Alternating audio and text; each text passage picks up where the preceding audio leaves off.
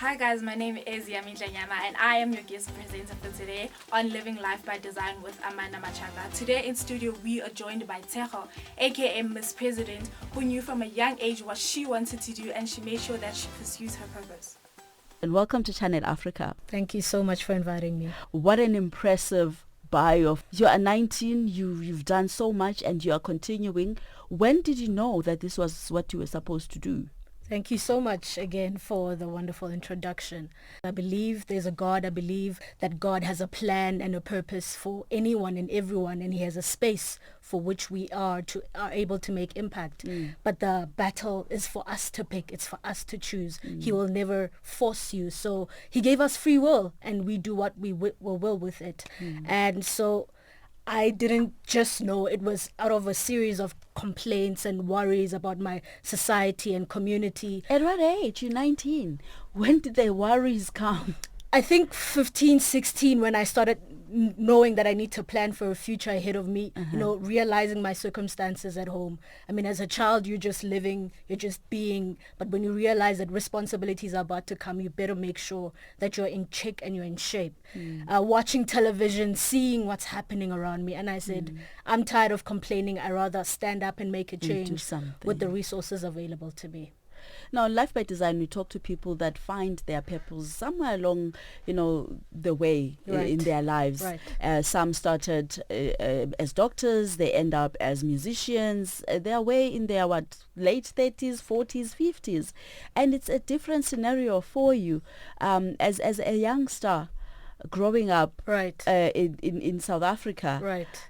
At what age did you know that I'm a leader, or maybe your parents pointing out to you, or at school perhaps? So I believe it was at the age of 15 and it was 12 o'clock midnight before New Year. And it was a time where everyone is writing resolutions and I just said, I want this year to be different for me. And I'm going to use the resources, as I said, available for me to use them. And that was the year I started my nonprofit organization. I think when I started seeing the results and the impact from planning and speaking to people and looking for funding, and when things started coming into place and positive responses and feedbacks that are coming in, I was certain for sure. But before, it was, I want to do something. I don't know if this is a channel, this is the avenue. But I think the universe just sort of responded and said, this is your place, this is your avenue. But also just being intentional and clear and specific about what it is you want to do, what kind of outcome you expect for whatever input you put. Growing up as a child, how many are you at home? I'm an only child. You're an only child? Yes. Both parents are still alive? Just mom. Just mom. Yes.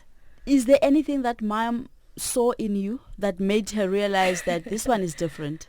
My Did mom she tell you that? No. African parents, they never just compliment their children. They want them to actually achieve and attain something before they get compliments. But my mother is a hard worker. She's a nurse at a hospital, and that's what she's been doing all her life, just trying to provide for her only child. And I think she's an amazing woman. I take some traits from her of work, knowing the essence of hard work and ethic, and not just relying on your smarts or the things that come naturally to you for you to be successful, but also needing to apply them and work hard. So my mom has never pointed out to me, but she has shown that with her support. Yes, she emphasizes that you don't deserve all these things. God has done it for you, of course. But the it's a blessing of bestowed upon you. Of course. Now you mentioned that there were things that would disturb you and you got tired of complaining and said, you know what, I want to do something about this. Yes. What are these things? Specifically, the most one I remember is that not seeing women in high positions, whether it's parliament or that's in the business sector. That's quite common for a 15-year-old to pick that up, right? Right, I guess so. But then every time you would see how misogynistic or patriarchy is still shown in the workplace, shown in parliament, shown in politics, and you try to I would always debate with my mom. She wouldn't care, but I always debate with my mom and say, hey, but that's not what the problem is. Rather teach about informing girls that, this is an avenue that they can take, rather than telling them they're not making right decisions with their lives. So little things like that on television. In my school, I went to an all-girls high school, and the administration was just so focused on keeping us and making us a certain way and not fully living out our truths. So I decided to say, no, I'm tired of just sitting. I'm going to speak to them and say, this is the kind of change that is needed. And that's where I started my nonprofit organization, where I take my peers, my friends, and expose them to what they could truly be. And exposure for me, it has done a lot. It has made me aware of the horizons I could reach just by knowing. And that's the one thing they kept from us. So not seeing women in power, and I'm not just saying in managerial posts, I'm talking about executive positions, the people who truly have the power to make change. And leaders of the country. Exactly. All right, you tell us more about your non-profit organization when we come back. Welcome back to Life by Design right here on Channel Africa, the African Perspective. And today we're joined in studio by a global leader, Tshegofatso Modiga Powers. Tshegofatso, tell us about the non-profit organization that you started. What is it called, and what does it focus on? So initially it was called Quest for the Conquerors. I knew the vision. I was looking for a name. And with time, seeing the output of not having a common name and just struggling to get your brand out there, we changed it to the presidential.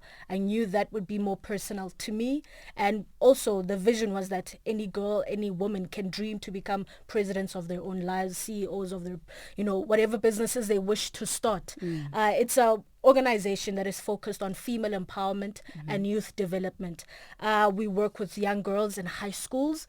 It's become more difficult now that I've started university, but the past 2 years we've been doing lots of programs where we promote certain issues, whether it's the need for quality education. How do we do that? We hosted a spelling bee where young girls from different high schools in the community came together and had a spelling bee to talk about the essence of just English and spelling, but the outcome, or the most important thing, was to tell young girls about the importance of education and how they could use that as keys and tools to advance themselves in life. We also worked on sports, advancing women in sports. So we tried getting a hold of different organizations that work with young girls in sporting environments. Girls that are interested in the arts, we take them to art galleries to let them know about what opportunities are available to them. So that's what we've done. And moving forward, we're moving to more bigger and better things for especially the year 2020, now that I know how to establish myself. That's not in the States and in South Africa. So right now we're around 30 girls that are in the organization, but we have lots of ambassadors across Africa who help with whatever tools they can, whether we always Skype each other and tell us, hey, this is a plan I want to do. And just to keep momentum, we always participate in current affairs, whether there's an issue about Caster Semenya, then we have sort of banners and use social media as a tool to create awareness. So it's a moving thing, and it's now 3 years old. Started in 2016, and that was my grade 11 year, and somehow it all worked out with my academics. And how do you choose these girls? Are you looking at girls that are at previously disadvantaged areas so that you can make sure that their life somehow gets changed? The starting point was in my community. It was in my high school. So I started with my friends, my colleagues, people who were interested. Then I went to Waverley Girls High School. We moved to around our area. It's lots of high schools around. We went to Maryville. We went to Banato. We've been to just local high schools because those were in Johannesburg. Those were the ones accessible to us. We are working with other organizations and reaching underdeveloped places because they need the resources, they need the access. Exactly. So we use partnership to sort of tick that box for our organization, but directly it's almost very difficult to keep engaged. But once we get a contact of a high school, we're able to let them know what's happening. We're able to somehow look for funding to get them to our events and get them involved. You mentioned that you are also available in different parts of the continent. Yes. Which countries do you have presence in? So we have Tunisia. So we have like students who just see us online and say, hey, I would like to become an ambassador of the presidential. They tell us what they want to do. They tell us what they've done with their lives. So we have Tunisia so far. We have Zambia, Zimbabwe. Those are the ones for sure that are active. We have interests, of course, coming in from different parts. But the ones who are officially a part of the organizations are those 3 countries for now. And how is the support? Who is supporting? It's a huge Yes. organization that Yes. has, a lot of work that has to be True. done. True. So what kind of support are you receiving and from where? So we actually have to go out and seek support. But so far, it's usually parents, it's usually civil society folks. I mean, I go to a lot of conferences and people are very interested in supporting, whether it's through exposure, letting me know whoever person they know, so that I can, access a different space. Usually, the kind of support we need is funding, because we have the talent, we have the ideas. So we speak to people. I remember our first funding came from the government, ANC. We went to them and say, hey, this is our idea for Johannesburg. They said, we will fund you. And, that was one of the major breakthroughs we've had. So now we have a partnership with them, but we're always knocking on doors, always going to corporates, seeking help. Now, the name, the presidential, I know that you said you're telling girls that they can be, the president, CEOs of their own lives, but I know that it's something that is very close to your heart as well, seeing that you are an aspiring president of the Republic of South Africa. Yes, but also, when I was introducing you earlier, it says of the United Nations, of the Yes. African Union. Yes. Where does that come from? So initially it was just South Africa. Yeah. Now that, when, the wish or the hope to study abroad started, I said, hey, why am I just stopping in my country? Yeah. And when I begin to access these spaces as the United Nations, I go there a lot now and I speak. And I'm like, I remember 3 years ago when I was just dreaming. Yeah. Now these doors are opening. So these are the organizations that are instrumental in establishing South Africa as a whole. Yeah. South Africa will always be home no matter what. But it's important to, identify key organizations and industries that be able to support Africa and, the goals we have aligned for ourselves. And where do you want to start? I think the UN, doors are opening. I'm going Yeah. to speak at Nelson Mandela Day there already. Awesome. So it's the most convenient one. It's 19 minutes away from my school. I'm thinking the UN, but you never know. The AU can open up. Yeah. You never know. Now, do you see yourself becoming the first female president of South Africa? I would say I would want to be a president because I think there are lots of talented people in parliament right now. First female, it doesn't matter. I mean, whoever is qualified and has earned that position, I will be rooting and supporting for them regardless. But for me, I know the kind of value I want to bring into an environment of politics, and that's what I bring. But I'd be supporting and rooting for whoever comes first, whether it's me or whether it's anybody else.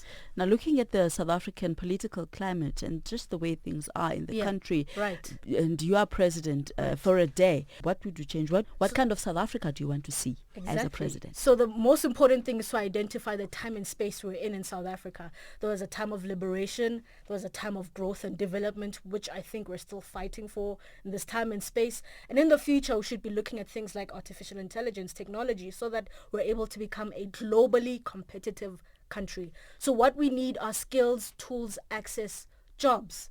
I think South Africa is one of the most qualified, unemployable people in the world. And that's a huge challenge, which of course government is promising on how to solve, but you cannot achieve that without including the private sector. So using the skills that we have that are just dormant and make use of them. And I think if we use our talent, our intellect, our willpower, of course, of many people in South Africa, we're able to achieve that. I like your thinking when it comes to being, a leader in the African context. Looking at leadership in the continent, what do you think needs to be changed? Firstly is the way leaders are appointed. If you look at the trend, is that leaders who have worked or battled in wars and have been a part of the liberation movements are automatically given positions in parliament or even become leaders of whatever whether they're president or whatever leaders they're appointed to. And I think, I mean, there's a time and a space. I think we should have leaders that are qualified. And in as much as we can argue that, hey, an unqualified person can still do the job, I think qualifications play a role. It's not just knowing the skills, but the hard work and the tenacity you get from accumulating skills can, help you with so many things. And the one thing we should be open about as a continent is corruption. That's the thing that's keeping us behind. We have the natural resources in abundance. We have the tools if we seek them, but corruption is the one thing that's keeping us stagnant. So we need people who have integrity. Exactly. People who have integrity, people who have a vision. You don't just come into power as an accolade. You come into power for a job so that you're able to help the people you lead. Change lives. Exactly. Now, I would be doing an injustice if I don't mention the fact that our continent is plagued with uprisings. People are saying that long-time rulers and leaders must fall. Right. And in the process, people are losing their lives. Now, as someone who aspires to be in the AU, what do you think that organization should be doing and is not doing to address this matter? Right. If you look at the AU right now in 2019, and it's been established for a very long time, you will realize that it's still male-dominated. It's still owned by the people who created, the architects of that industry. And people who build something are not really, don't have a longevity about them. They're not sure about how to, have progress with that particular organization. I think the AU itself should really recognize its values that it talks about to the world by incorporating women who are qualified, who are willing to do the job, and to do so openly, and not just incorporating and giving them a seat at the table, but to have ownership of the tables and whatever, subsectors that are in the AU. The AU itself should be very open and non-tolerant about corruption in all countries. Hold leaders accountable. Exactly. So if it does those things, it's like moving away the dirt. Then we can work on the things we want. You can't talk about employment. You can't talk about quality education. You can't talk about youth development. If you don't move these things out of the way, there'll always be an obstacle. Solutions would they be bringing to the problems that the continent is faced with? I just read an article actually about what women bring to the table, especially if they're put in leadership positions. And this one was specific about colleges and universities, how women are able to, what kind of difference a woman is able to bring once she is given power. And one of the qualities it talked about was that when you're a woman and in leadership, you don't think about yourself. You think about empowering others. You're not spoon feeding the people who work for you or people you are leading. You are building them, and that way you're building nations. And I think that's within us. We're able to give people, we nurture people so that they become their own people. We nurture them so that they're able to become their own leaders. And that's the one thing that article highlighted. You don't look within, you look without. How can you give? How can you empower? And in addition to everything else a woman and a man has, that's the one thing women have naturally. You don't have to fight for it. You see somebody with a talent, with an ability, all you want to do is enable to build them up. Exactly. So women can use their innate nurturing abilities to build the nation. Exactly. All right. So after the break, we're going to talk to someone who is very dear to Tshegofatso. It's a surprise. She doesn't know that we'll be talking to her. So right after this. Okay, welcome back to Channel Africa. You're still listening to Life by Design right here on the African Perspective. My name is Amanda Matshaka, and today in studio I'm joined by a global leader. Her name is Tshegofatso Modiga Powers. And now on the line we are joined by someone who's been mentoring Tshegofatso for quite a while now. It's Phuthi Mahanyele-Tabengwa, who is the newly appointed CEO at NASPOS.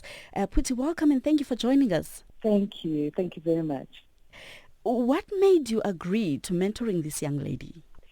I met Tshego at one of the conferences I was speaking at a few years ago. And one of the things that was quite a surprise to me was that I was speaking at a conference of adult professionals, and there was this young lady in her school uniform. And I remember at the end of the presentation, she was one of the people putting up her hand to ask questions. And I had never seen this before. And, so she asked questions and, I responded and, so after the conference, she came to me and we spoke briefly. And then I went to a few more conferences where I would speak and I would see her there again. And after that, we developed a relationship and I kept engaging with her. It was just so interesting for me to see that she would go there to these conferences with her mom, and she would participate in these events. And from then on, I heard about the organization that she had formed for other young girls in her school. I was really just so intrigued by the quality of leadership in her. And so I grew to have a relationship with her, and she's been remarkable. And to see her journey into going overseas and going to study, I'm really, really proud of what Tshegofatso Modiga is doing. And I have no doubt that she will do great work in South Africa when she completes her studies. Now, you mentioned the leadership qualities that stood out for you. What would you say you identified in these? What can you mention that made you say, you know what, this is a leader and I can invest my time in helping her build herself up and be able to be an effective leader one day? What I saw in Tshegofatso was that she was someone who was not awestruck by her circumstances. Rather, she was truly inspired by the opportunities that life could still show to her, in spite of whatever impediments that anyone else could potentially see. She was just seeing opportunities and creating opportunities for herself. And I thought that came with a lot of wisdom, because to be able to see beyond that which is physically available to your own eyes, it takes a lot of wisdom. And so I truly was hugely inspired by that. And when you engage with her, you find that she's actually quite, as a person, she's a very quiet person. And yet when you engage with her in public spaces, you would think that she's a hugely outgoing type of person.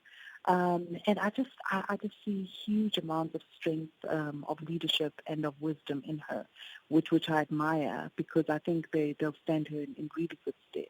Is it common, though, for someone that young? I don't know at what age did you meet her, but as I was having a conversation with her, she says at the age of 15, that's when she stood up and said, you know what, I want to do something about what I see happening around. Is it common for such a young child to be such to be a leader at such a young age? And this now leads me to the point where I say, would you say leaders are born or they are made? Being a remarkable leader yourself that a lot of people are looking up to. It's not common. Unfortunately, it's not common. People tend to succumb to the fears that people around them will advise them of, and that really clouds their ability to see beyond any impediments that may appear to them. So it's unfortunately it's not something that is common.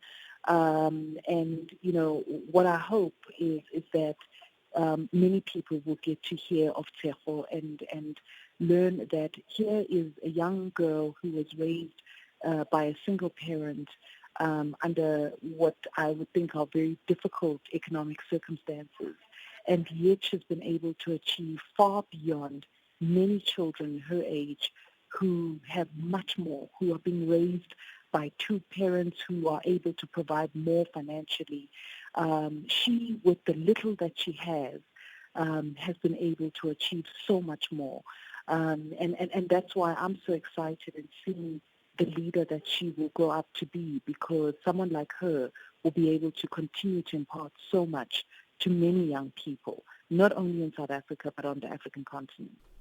You did mention that you are very proud of what she's achieved so far, and being, the leader that she is, and now she is in the U.S. She's making moves. She goes to the UN. She does so much. So, what did you say to her? She's listening. She's so, she's surprised. She's got mixed emotions. What advice are you giving? I know you've been having talks, but what can you say to her, and something that also other young people can take, things that she should never forget when she gets to the place that she's always wanted to get to? What I would say to Tshegofatso is that she should also remember that at every stage, that you don't remain at that stage. And so she shouldn't be only focused on doing the wonderful work that she's doing, but she needs to give herself time to be the young girl that she is. She needs to be able to experience, just going and, watching movies with friends or going to a party. She needs to be able to be the young girl that she is, because the opportunities to lead will always be there for someone like her. But it's just that she needs to enjoy where she is, because she won't always be the young person that she is. She won't always be a student at university. So she must allow herself the space to breathe. Such powerful words of wisdom coming from you. Thank you so much for joining us, Putsi Mahanyele Tabengwa. Thank you. Thank you very much. Give yourself time to be the young girl that you are. Would you say you're doing that? Now that I'm in university and the opportunities are available, slowly and surely I do make time when I can. But I always, the pressure and the guilt of knowing how much it took for me to be here always, reminds me that I have to work hard, and, finding that balance is a difficulty, because you're abroad, you're away from mom, you've invested so much to be where you are. There's no time to waste time, and I hear that, and I will. And you're taking it in. Yes. Would you say you've had any social life, so to speak? Yes, I do. I mean, I have friends. We go out to movies. We go out to. We went to the longest jump rope sort of a thing before I came here. So slowly but surely, with the opportunities. Slowly getting there. Yes. Okay. Yes. Now tell me about the mentorship that you've received from her. I mean, she's someone that every young girl, wants to work with, or maybe women, older women. Yes, ma'am. Yes, ma'am. What does it mean to you to have someone like her mentoring you? I mean, it's one of the greatest opportunities, I could ever ask for. I remember the day before I met her, I had a dream just about meeting her, and the following day, that's exactly what happened, and I will never forget that. And for me, I believe it's God ordained, because there were so many other people, there were so many other qualified, well accomplished. So you always people. wanted her? I've admired her from afar, and sort of had back and forth conversations with her over Twitter, but never, really established my position in her life until I met her. And that just came so naturally. She drew herself to me, and that was something that was very unexpected from my part. And I'm very grateful for and very humble for that platform and opportunity. Her mentorship means that I know the path that she had walked. That sort of advice she has sort of told me in the past, and still again, knowing that if you know her history, you'll know she's had stroke in the past, because she was also so hardworking, and that's why she's her place in my life is sort of to guide me and make me aware of the things I might not be aware of in my path to the journey I have. So it's humbling, it's amazing. All I want to do is just thank God for the opportunity, that she has placed somebody of that caliber in my life to guide me through life. And what valuable lessons have you learned from her that you know that you will be using, or actually maybe now are living by? One thing she has always emphasized with, and if you listen to her talks, from back in 2015, she always mentioned that she's not the smartest in the room, but she'll make sure that she's the most hardworking. So no matter what talent you have, if you don't groom it, if you do not mold it, then then you're just lacking. Then you're just like anybody else. So she said she has gotten to the where she is in life because she has worked so hard. And that means applying yourself even though you don't feel like. That means waking up in the middle of the night and sending those emails even if you don't feel like. And ultimately it will pay off. Not only does she say that, she lives that. I mean, she just recently got a promotion. She's now CEO of the NASPAS. So that just happened after she just opened her own organization. So that happens because you continue to apply yourself. And that's something you should do with all your heart and not just wanting an outcome in the end. Do it, apply yourself, apply your energy, apply your mind, and the universe will do its part. Welcome back to Life by Design right here on Channel Africa, the African Perspective, with me, Amanda Matshaka, talking to global leader Tshegofatso Modiga Powers, and she has been sharing, her life journey. She's a young leader. She's always been a leader, even from the age of 15. We spoke to her mentor, who is very influential in South Africa, Phuthi Mahanyele, who is the newly appointed CEO at NASPAS. And if you've just joined us, man, you've missed out. But thank God that we have a podcast that you can always go to and follow the conversation. Now, Tshegofatso, you are now studying in the US. Yes. You are at the University of Bridgeport. Yes. And studying global political economy and diplomacy. Not surprising for someone who wants to be a president. How Yes, has ma'am. it been going like so far?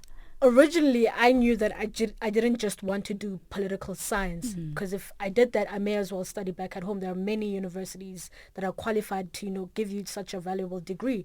I knew that I wanted a political, wealth of understanding, as well as economic one that has economics, politics, as well as international relations, and a glimpse of law in it. And that's what I wanted. I spoke to people when I traveled for summer programs, and I said, I just don't want to do political science. I want a holistic understanding of the field. And that's the degree they offered, and I said, that's the university I'm going to. It's 90 minutes away from the UN as well, so I don't know if... You were meant to be there. Exactly. Now, being... studying that for a year now, I've just completed my first year. It's been such an eye-opening experience. You see how politics works in America, works in Southeast Asia, meaning China, as well as Japan. And then I bring the African perspective because that's not what's taught abroad. And that's one thing I'm fighting for in the university, that to say that, hey, we learn about these so many histories around the world. The African one matters too. And it's amazing how to see meritocracy works in China and how it works for them, to see how democracy and all its flaws is still, being unraveled in America. So I love it. We have lots of debates, we have lots thick research papers, but at the end you have this holistic understanding of how the world works and how to use philosophies and political theories to argue your points. So. And you've stood out in your first year Yes, ma'am. of studies. I've been following you on social media. I'm quite clued up in terms of what is it that you're doing that side, and I'm sure you're making South Africa and Africa proud. Thank you. What accolades have you collected so far? So far, I've been elected as Speaker of the House. That means I work with the over 90 clubs in the university and make sure they do their job. I'm the one who's going to check on them and help them if they have ideas they want to implement. That's the newest one. Initially, I was representative of just my class, and that happened so surprisingly because I was an international student. I was new, and everyone was only acclimatized or only affiliated with my American contenders. But somehow it happened. I said my speech and I was elected as representative. I've just completed that term and moving now to Speaker of the House. In addition to that, I'm part of the Model United Nations Club. That's one of the best clubs we have in university. I've just been elected as Vice President. Before I was just a member, and we travel around the world, meet other people, and it's such an amazing space to grow and practice what you learn in the classroom. In addition to that, being a part of boards, sitting with my deans and professors and telling them how to organize the classroom, tell them what problems I'm seeing within the classroom, and that's been a privilege and an honor so far in university. I know you've participated in some amazing debates and have been to different amazing places in America. Which one would you say stands out for you? Oh, I would say the most the greatest one as a collective, because we go as a group to the Model United Nations conferences, was the most recent one in New York.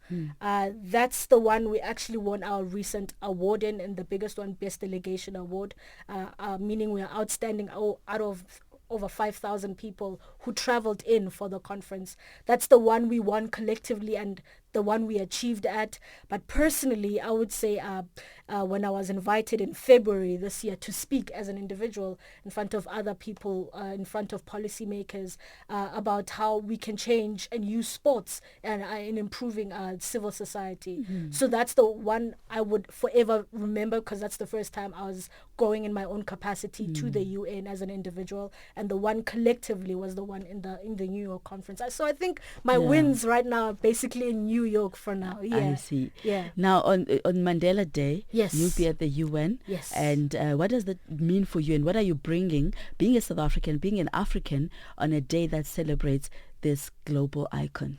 So the theme we have on that day is how to transform the classrooms. And I was so shocked at how specific they were. I thought they'll give me a topic about women or youth, and we talk about the challenges youth have, and that's one thing I've done so constantly. But this, I've seen how the UN is sort of changing and transforming. They're using specific things like sports, like how we change the classroom to target issues like education. So for me, Mandela Day, he loved children. He believed in the power of education. I don't see anything else much more fitting.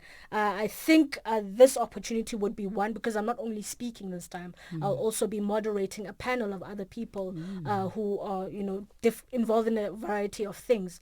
So for me, it would be to bring my own experience from being in a South African classroom and an African student to the world, and as well, evaluate other people's opinions. And for me, that day would be, of service to the man who sacrificed his life for us to have a better life. So I'm very humbled. I'm excited.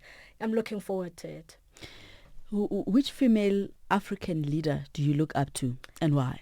Erlen Sirleaf Johnson, the first female president on the continent of Africa. I just finished her book, Miss President. She wrote about it, about her journey, and in so many ways I see similarities of my life and her life. She's had, the willpower, even with 4 children. She decided that I'm going to focus on this dream I want for myself, and she worked hard, and she's gone through so many hurdles, and she made it eventually. Africa right now does not have a female president, but she did it with, her hard work, with, of course, favor. I mean, I'm sure there are many qualified women, but she got the job because she was in the right place and at the right time. And for me, she inspires me so much. I would like to have a sit down with her whenever, the opportunity presents itself, and ask her about how it was, being the first. Her tenure. Exactly. And anything you learned from her leadership as she was leading the beautiful country of Liberia? She was tenacious. I think there's a name for her. I think she's called the lion or the bulldog in Liberia, because she was never apologetic about her opinions. And if you think about Liberia, it's a very traditional place, but she brought her untraditional values ever so confidently, ever so flexibly into the space she was in. And it really did bring about change in the time she served. Strong woman indeed, Yes. and admired by many. I recently Exactly. spoke to a young lady from Liberia. She's Miss Earth that side, and she came to participate in Miss Africa. And when I asked her about, who does she look up to, and she mentioned Ellen Johnson Sirleaf as that person. And so her leadership indeed had an impact to a lot of young people. It has. So what would you say to other young people who are listening right now, are saying, man, how did she do it? How did she even know?